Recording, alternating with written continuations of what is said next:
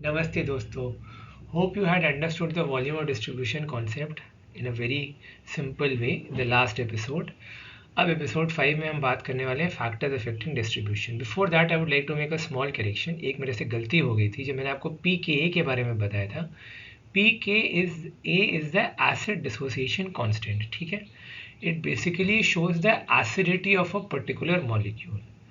जो मैंने बताया था 50% आयोनाइज्ड और 50% नॉन आयोनाइज्ड, वो तब होगा when the pH is equal to pK. जब pH is equal to pK तब drug is 50% ionized 50% non ionised.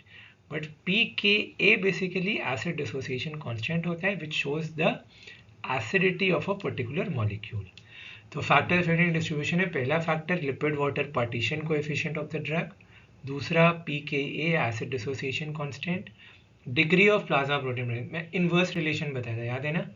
अगर हाईली प्लाज्मा प्रोटीन बॉन्ड होगा तो ऑब्वियस ही बात है वॉल्यूम डिस्ट्रीब्यूशन कम होगा, क्योंकि वो चिपका हुआ है प्लाज्मा. मैं कैसे छूटूं, मैं तो चिपका हूँ यार, मैं कैसे छूटूं. फिर एफिनिटी फॉर डिफरेंट टिश्यूज.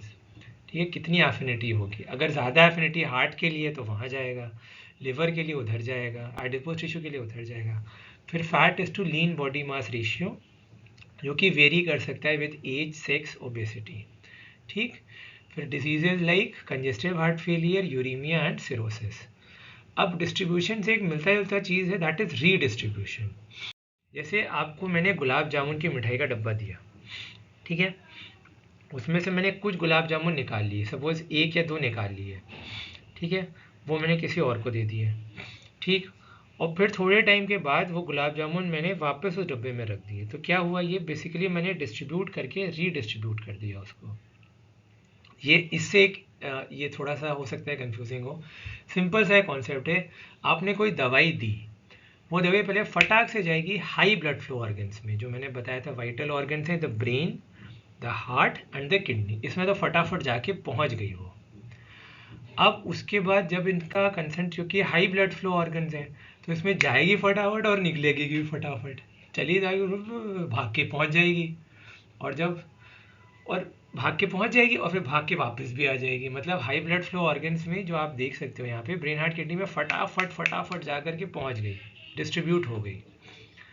अब वहाँ से निकल भी आएगी बाहर फटाफट, और निकल करके अब वो जाएगी लो ब्लड फ्लो. तो रीडिस्ट्रीब्यूट हो रहा है, मतलब पहले ब्रेन, हार्ट, किडनी में जा रहा है और फिर वो निकल करके लो ब्लड फ्लो, जो कि skin, adipose tissue, skeletal muscles, तो इसमें फिर पहुंच जाएगी. एक बहुत इजी एग्जांपल है. सबसे पहले तो हाईली लिपिड सॉल्युबल ड्रग्स में दिखाया था. मैंने आपको बताया था thiopentone excellent inducer of anaesthesia. दिया, 15 से 20 सेकेंड के अंदर बंदा बेहोश. 1 मिनट में पीक कंसंट्रेशन आ गया. 1 आवर ब्रेन सर्कुलेशन टाइम, मतलब पूरे 15 से 20 सेकेंड में आपने जैसे ही लगाया वो फटाक से ब्रेन में पहुंच के बेहोश कर दिया. उसके बाद फिर पीक कंसंट्रेशन 1 मिनट में आएगा फिर, and that is about 60% of the total dose in the brain. अब वो हाईली लिपिड सॉल्युबल है, फटाक से फिर ब्रेन से बाहर निकल आई. मैंने कहा था ना अंदर जाएगी, हाईली लिपिड सॉल्युबल है, लिपिड सॉल्युबल में होता है, फटाक से बाहर निकल आई. अब फिर लेस वास्कुलर टिश्यूज जो हैं they take up the drug, like skeletal muscle, adipose tissue, skin. Skin में तो इतना नहीं आता, स्केलेटल मसल, एडिपोज टिश्यू. और फिर क्योंकि अब ये मसल एडिपोज टिश्यू में चली गई तो अब ब्रेन में तो रही नहीं. सो 5 से 10 मिनट के अंदर आदमी फिर से जग जाते हैं. ये क्या भैया, मेरे को तो बेहोश किया था. तो इसीलिए हमको मेंटेनेंस एजेंट्स बहुत ज़रूरी होते हैं, जिसकी बात हम बाद में करेंगे जब हम डिस्कस करेंगे जनरल एनेस्थेटिक्स. ठीक है, ओके. अब बात करते हैं very important barrier, that is the blood brain barrier. ठीक है, this is capillary endothelial cells in the brain. इनके अंदर टाइट जंक्शंस होते हैं ताकि कोई भी चीज़ घुस ना पाए उसके अंदर. सोप करके एक निमोनिक है, साबुन, soap. Subfornical organ, organum vasculosum lamina terminalis, posterior pituitary and ए से एरिया पोस्ट्रीमा. इन चारों पर ये डेफिशिएंट होता है. ये आपके एनाटॉमी की नॉलेज है बेसिक. ठीक है, तो इसमें क्या होता है, investment of neural tissue cover करता है कैपिलरीज को. Together they constitute the blood brain barrier. Only lipid soluble drugs are able to penetrate and have action on the CNS. यहाँ आप देख सकते हैं टाइट जंक्शंस हैं, तो लिपिड इनसॉल्युबल तो बेचारा नहीं जा पाएगा. Normal endothelial cell, the inner most layer of the blood vessel is called endothelium, फिर ट्यूनिका मीडिया, ट्यूनिका एडवेंटिशिया। ठीक, तो ट्यूनिका इंटिमा या एंडोथीलियम में तो अगर ये ड्रग वाटर सॉल्युबल है तो भी घुस जाएगा, बट अगर ये तो ट्यूनिका इंटिमा की बात होगी, बट ब्रेन के अंदर टाइट जंक्शंस होते हैं जिनकी वजह से वो नहीं जा पाता अंदर। तो अब उसके बाद हम बात करेंगे प्लाज्मा प्रोटीन बाइंडिंग की, जो मैंने आपको बताया था कुछ ड्रग्स की होती है फिजिको केमिकल एफिनिटी। यहाँ एसिडिक बेसिक ड्रग्स की बात हो रही है, टेकन फॉर ग्रांटेड है वीकली एसिडिक और वीकली बेसिक ड्रग्स है। Weakly acidic A4A bind to plasma albumin, weakly basic bind to alpha 1 acid glycoprotein. एक और इजी तरीका है, बेसिक उल्टा होता है, basic binds to alpha 1 acid glycoprotein. ठीक, अब यहाँ पर आप देख सकते हैं प्लाज्मा प्रोटीन बाइंडिंग है, ये बाउंड ड्रग है और क्योंकि ये चिपका हुआ है तो इफेक्ट सिर्फ फ्री फॉर्म का है, जो ग्रीन कलर का है ना वो इफेक्ट प्रोड्यूस करेगा।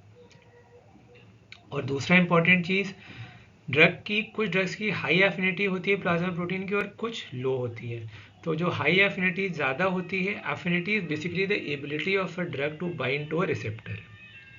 ये receptors are proteins, all the receptors are basically protein, so ability of a drug to bind to a receptor is called affinity. High affinity मतलब ये अच्छे से जाके बाइंड करेगा, लो एफिनिटी मतलब ये नहीं बाइंड कर पाएगा, तो हाई एफिनिटी धक्का देगा उसको हटा देगा, तेरी तो मैं हूँ ना हाई एफिनिटी वाला, मैं बैठूंगा तू हट जाए यहाँ से, तो कुर्सी से ढकेल देता है वो। तो ये आपको क्यों ध्यान में रखना है, अगर कोई पेशेंट 2 या 3 दवाइयाँ खा रहा है एक साथ, तो जिसकी हाई एफिनिटी है उसकी डोज तो आप कम दोगे, और जिसकी लो एफिनिटी है जिसकी लो एफिनिटी है उसकी डोज आप कम दोगे, और जिसकी हाई एफिनिटी है उसकी डोज आप रेगुलेट कर सकते हो अपने हिसाब से, बट ध्यान ये रखना है लो एफिनिटी की तो डोज सबसे कम देनी है, क्योंकि लो एफिनिटी है तो वो फ्री फॉर्म में रहेगा और टॉक्सिसिटी ज़्यादा प्रोड्यूस करेगा। ठीक है, हाई एफिनिटी ड्रग है तो फिर उसको आप एडजस्ट कर सकते हो। इम्पोर्टेंस 5D, आप लोगों को 3D है, अब तो 4D आने वाला है, कुछ पिक्चर हॉल्स में है भी 4D का।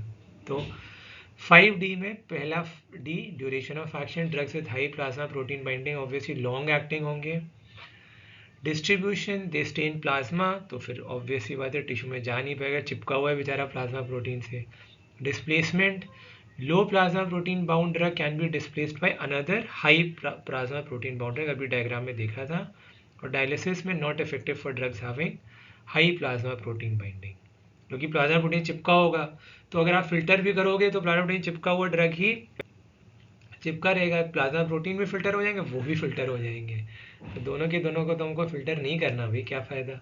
फिर अगर प्लाज्मा प्रोटीन चिपका होगा और हम फिल्टर करेंगे तो फिर वो भी फिल्टर हो जाएगा, जो कि बाउंड ड्रग है प्लाज्मा प्रोटीन का, तो फिर क्या फ़ायदा।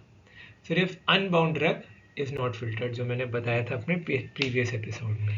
फिर decrease binding in hypoalbuminemia, excellent example एक डिजीज़ का जिसमें hypoalbuminemia is a hallmark, that is nephrotic syndrome, अब उसमें एल्बुमिन कम है, तो फिर ऑब्वियसली अगर वीकली एसिडिक ड्रग बाइंड नहीं कर पाएगा तो आपको अकॉर्डिंगली उसकी डोज कम करनी पड़ेगी। देखा कितना इंटरेस्टिंग लग रहा है फार्माकोलॉजी में, कि आपको इतना ध्यान रखना है कि पेशेंट को अगर ये डिजीजेज हैं तो आपको उसके अकॉर्डिंगली दवाई की डोज भी कम करनी होगी, नहीं तो it can be toxic for the patient. So I hope आपको प्लाज्मा प्रोटीन बाइंडिंग का एक कॉन्सेप्ट क्रिस्टल क्लियर हो गया है। कोई भी डाउट्स हो please feel free to post in the comment section. तब तक के लिए this is Karun Kumar signing off, bye bye.